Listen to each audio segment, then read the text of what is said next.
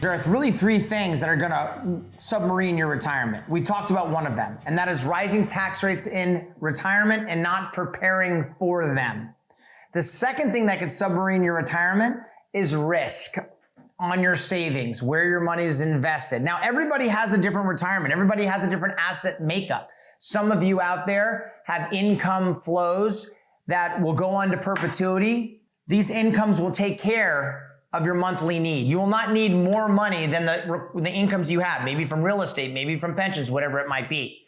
The second type of person relies upon their savings to supplement their income, or perhaps they don't have an income and all their income in retirement comes from their savings. No matter which category you are in, one who needs their savings to supplement their retirement, or ones who do not need their income to supplement their retirement, you're both subject to market risk.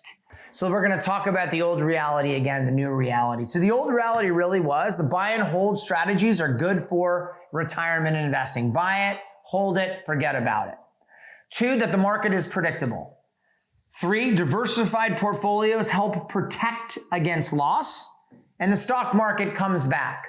Well, this is only half true now because traditional buy and hold strategies may not be the best option for the market investing today.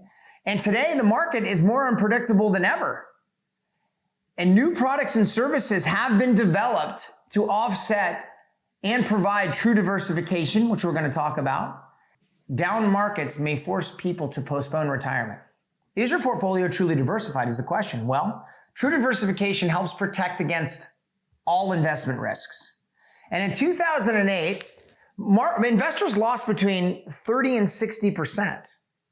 If these portfolios were truly diversified, how could that happen? Well, let's talk about it. There are 2 types of risk. There is systematic risk and unsystematic risk. So are you subject to either one of these? Well, systematic risk is the investment risk associated with the entire market and economic system, which would be like a depression, or the Federal Reserve decides to raise taxes, or we have a war or a terrorist attack like 9/11. The market fell precipitously after that. And then there's unsystematic risk, which is the risk associated with investing in a single company. Examples would be management issues would cause a stock to fall, a product recall, customer service issues, or labor disputes. So in our backyard, we have Pacific Gas and Electric. It's a power company. And they were blamed for a California wildfire, and immediately the stock fell from $70 to $45. Next year, there was another California wildfire, and it was blamed for that fire, and it fell from $45 to $5. It lost 90+% of its value on 2 California wildfires, and the first of which was learned that they weren't responsible for. So this is an example of unsystematic risk, and I bring it up because I have people that have retired that never heeded my advice, that said, look, it's a power company. How unsafe can it be? I've worked there my whole life. It's fine.